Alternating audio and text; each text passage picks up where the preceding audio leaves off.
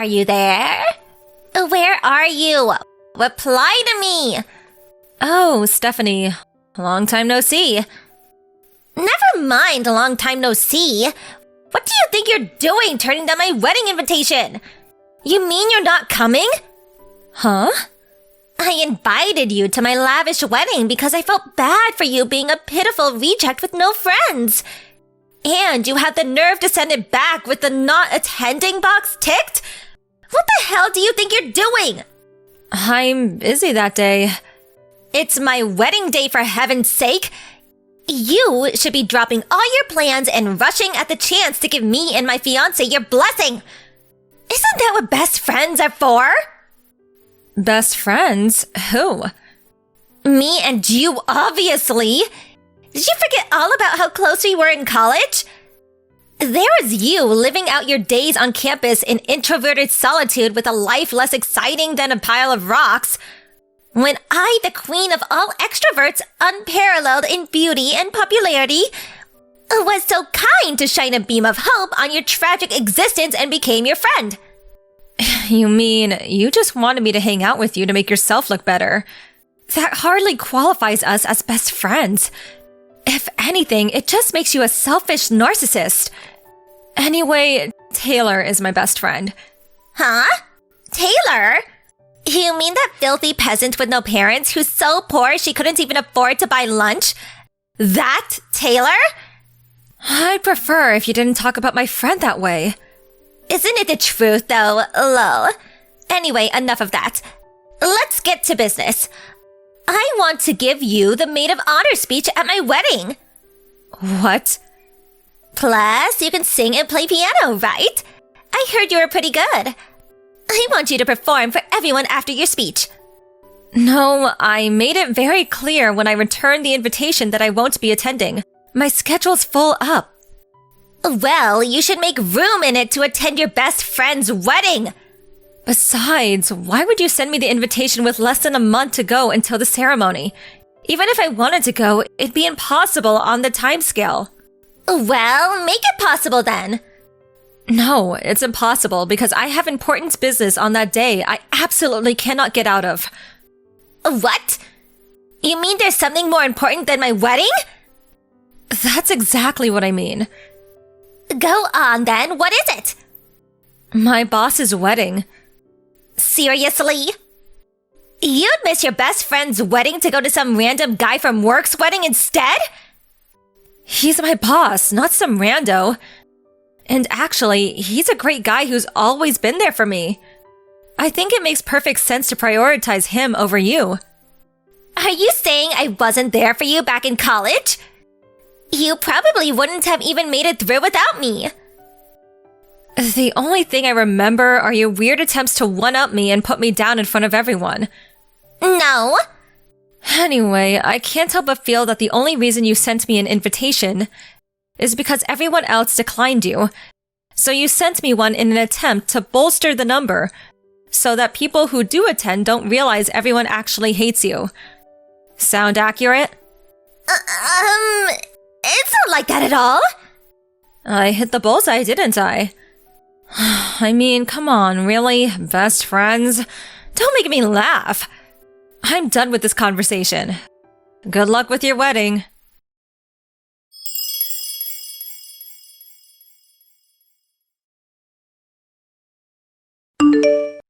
I'm sorry to contact you out of the blue like this. Am I right in thinking this is Alice's number? Maybe it is, but who's this? It's a pleasure to meet you. My name's Richard Bigglesworth. I'm your best friend Stephanie's fiancé. I apologize again for contacting you so suddenly, but I found your number on Steph's phone. I see. So, what could Stephanie's fiancé possibly want with me? I'll just come straight out with it. Why don't you attend our wedding? Huh? Surely you should be there to give your best friend your blessing on the most important day of her life. She broke down in tears. She invited you because she wanted her closest friend to be there on the happiest day of her life. It's a day that only comes around once, you know. But she said you suddenly returned the invite with not attending checked. I see. Like I told Stephanie, I have an urgent engagement on that day, so I can't come. Yes, and I'm telling you that the way you've gone about this is just wrong. You've been downright inconsiderate and disrespectful, I tell you. Despite the fact you returned the invitation agreeing to give a speech and piano performance a whole 3 months ago. You have the nerve to pull out now all of a sudden, with less than a month left until the wedding day. What? The invitation only came last week. Excuse me? Plus, I don't know if it was because she didn't know my address, but it was sent to my parents' house of all places. I immediately sent it back, making my intention not to attend crystal clear. And then Stephanie messaged me 2 days ago. She demanded that I attend no matter what, seemingly having no concern whatsoever for the fact that I already have plans of my own. That was also the first I'd heard of the speech and piano performance. Obviously, I told her that it was impossible to. Wait, what? None of this makes sense. It's exactly like I said. I didn't even know she was getting married until the invitation showed up at my parents' place last week. Say what now? To think you call yourself a best friend. That's abhorrent. Listen, Richard, you don't seem like a bad guy, so I'm going to explain this to you nicely. But me and Stephanie haven't spoke since college. It's been over 7 years.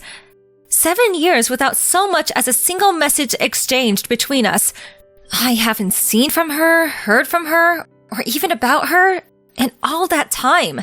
Can you really call us best friends? What? None of this adds up. What's more, if I had to say one way or the other, far from being friends, I'd say we didn't actually get on that well at all. Really? Forgive me for asking you this, but do you think there's any chance her sending you an invitation might have something to do with the fact so many people, particularly people she listed as close friends, are turning down the invites? Are there really that many? About 90% of the invites she sent were declined. 90%? Jeez. Does that mean, while being fully aware of the situation, you messaged me without harboring a single doubt as to why no one wants to associate with her? You were listed number 1 as her closest friend, but she did say there was a chance you may have betrayed her. Betrayed her? How? Forgive me for dragging up the past here, Alice, but she told me the story of the time you and her were fighting over a certain boy in college.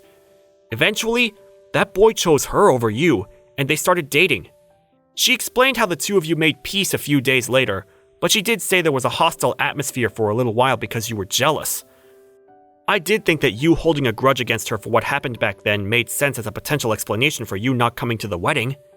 If you want to hear my side of the story, it sounds like she's playing fast and loose with the facts of what actually happened to suit her ends and manipulate you.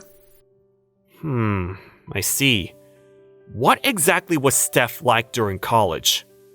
I'd appreciate it if you went down that rabbit hole yourself. I hope you don't think I'm being rude, but I have no intention of talking at length about my personal affairs with someone I don't know. I see. I understand. Sorry again for the inconvenience, and thank you for your time.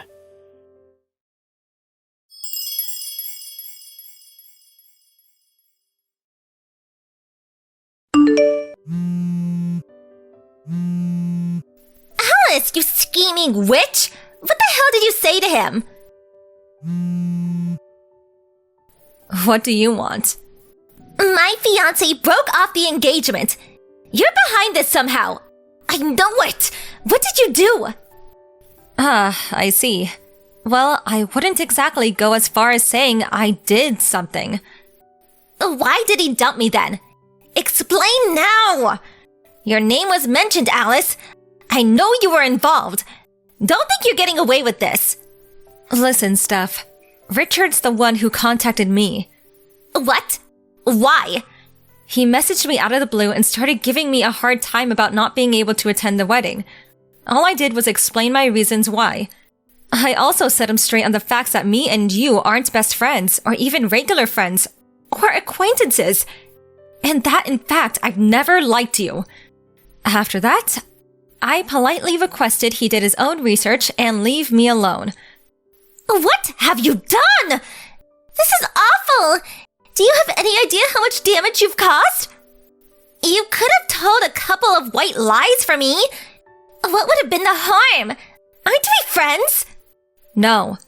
Do you have any idea how many people you made cry in my immediate surroundings back then? What?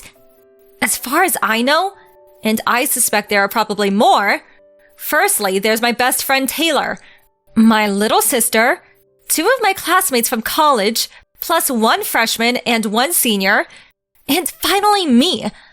That makes a grand total of 7. Every single one of us had our boyfriends stolen by you. When you were on a particularly rotten streak, you had 2 or 3 guys on the go simultaneously. Not only that, you strutted around campus with your head held high, boasting of your accomplishments to anyone who'd listen, and relentlessly mocking your victims. What was your favorite line again? Oh yeah, this is just how life is when you're as beautiful as me. The fact that you've just had your engagement broken off 7 years later suggests to me that you probably haven't changed your ways since becoming an adult and entering society. It's not my fault guys want me. If anything, it's their fault for not leaving me alone. Were you born completely devoid of reason? What? I remember how you used to strut around flirting with other guys even when you knew they have girlfriends. Or how you'd welcome the advances of other guys even when you already had a boyfriend or boyfriends. The worst part was, you actually seemed to take pleasure in wrecking other couples' relationships. You seem to be lacking the bare minimum of reason required to exist in human society, Stephanie. Don't be so mean. I'm gonna go out on a limb and guess that you totally deserve to get dumped by your fiancé and have the engagement broken off on this occasion. At the very least, you should use this as an opportunity to reflect on your life up until now and ask yourself why it might be that people consistently seem to want nothing to do with you. Goodbye.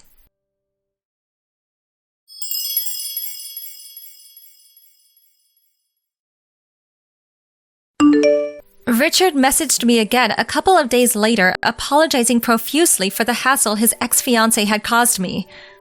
Our messages made him suspect her, and as well as keeping a close eye on her day-to-day movements, he conducted a thorough background check. When he did, he stumbled on an intricate web of lies involving several affairs, some of which he's still in the process of exposing. As things stand, his investigations have unearthed a whopping 3 secret lovers. On top of breaking the engagement, he not only took Stephanie to court for compensation, but all 3 of her lovers too. Obviously, the compensation also included the cost of the now cancelled wedding ceremony and honeymoon. It turns out their own wedding was intended to be quite the extravagant affair, the total cost amounting to somewhere in the region of an unbelievable $70,000, including the damages owed for the 3 affairs. She now owes over $76,000, and not being partially well off financially, is now desperately trying to claw her way out of self-induced debt hell. I don't know whether it's because she's super poor now, but my best friend Taylor said she saw her disappearing into a crowd of people the other day, wearing ripped clothes that looked like they hadn't been washed in weeks, and clutching some half-eaten bread crust like her life depended on it. Thank you for watching. Please subscribe and hit the like button. See you next time.